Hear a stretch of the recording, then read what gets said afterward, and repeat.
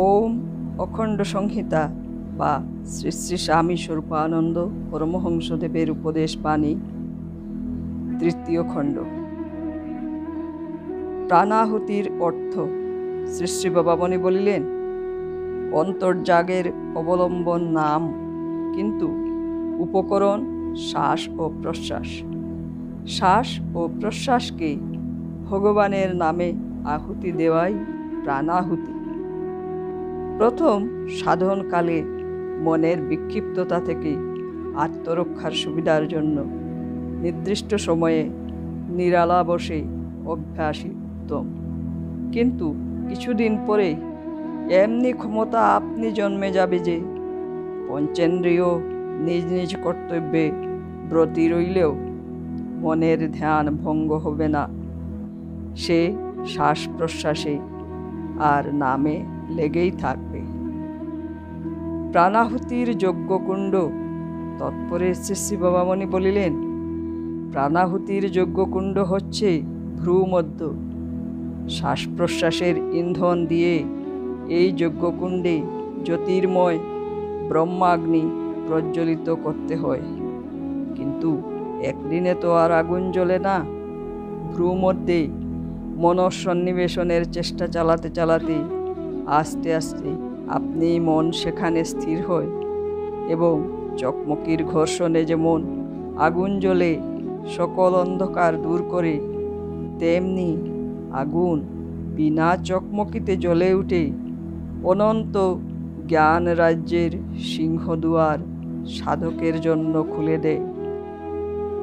ভ্রূমধ্যে মনঃসংযমের উপায়।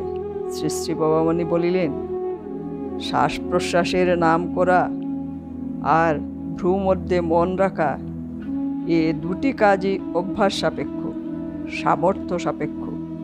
এমতাবস্থায় এ দুটি কাজ একসঙ্গে করে ওঠা প্রথম সাধকের পক্ষে শুধু কষ্টকরই নয়, যথেষ্ট চিত্তোদ্বেগ কারকও বটে। এজন্য অন্তর্যাগের সাধককে সাধনাঙ্গগুলিকেও ভাগ করে ভিন্ন ভিন্নভাবে আগে অভ্যাস করে নিতে হয়। প্রথমে ধরো ভ্রূমধ্যে মনঃসন্নিবেশনের কথা।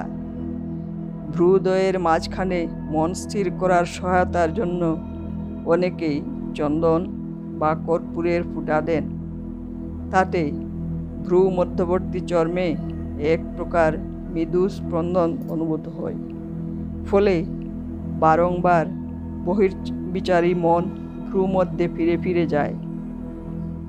কিন্তু এ উপায়ের চাইতেও শ্রেষ্ঠ উপায় হচ্ছে নির্দিষ্ট সময়ে ভ্রূমধ্যে কোনো প্রিয় বস্তুর ধ্যান করা। শিষ্যের গুরুমূর্তি, পুত্রকন্যার মাতা পিতার মূর্তি, স্ত্রীর স্বামী মূর্তি, অথবা নিজ নিজ বিশ্বাস অনুযায়ী দেবদেবীর মূর্তি কিংবা কোনো প্রিয় নাম যথা ওঙ্কার প্রভৃতির ধ্যান চলতে পারে।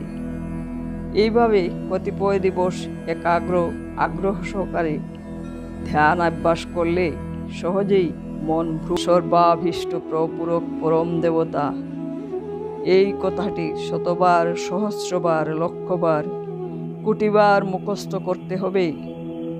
ও সাবধানে মনে মনে প্রণব উচ্চারণ করা মাত্র তার অর্থস্মরণ হওয়া চাই, এমন অভ্যাস করতে হবে।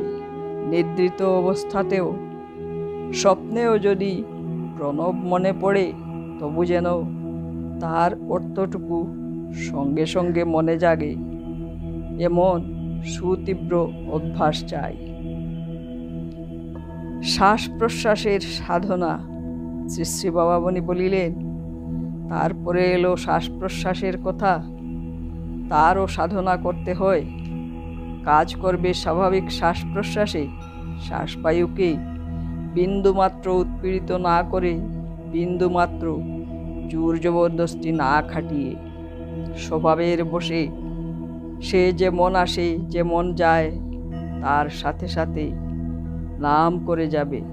ইচ্ছা করে তার গতিবেগ বাড়িও না, ইচ্ছা করে তার গতিবেগ কমিও না। শ্বাস প্রশ্বাস এমন জিনিস নয় যার উপরে জবরদস্তি হিতকর হয়। যতবার শ্বাস টানবে ততবার নাম জপবে, যতবার প্রশ্বাস ছাড়বে ততবার নাম জপবে।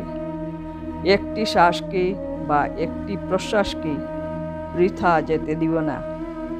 প্রত্যেকটির সাথে নামের শুভ সংযোগ সাধন করা চাই। শ্বাসকে মনে করবে যেন এক অন্তর্মুখ বিস্তৃত বিশাল কৃষিভূমি। এতে নামের বীজ বপন করে চলো।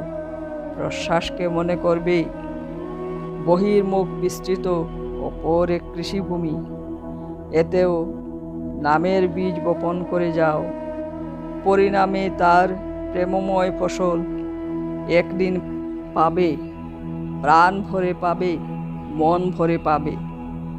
প্রাণবায়ুর স্থূলাবস্থা হচ্ছে শ্বাস ও প্রশ্বাস, সূক্ষ্মাবস্থা হচ্ছে স্থিরত্ব। স্থূলাবস্থাকে নাম সহকৃত করে সাধন করতে করতে সূক্ষ্মাবস্থা আপনি প্রতিষ্ঠিত হবে। হরি ওম।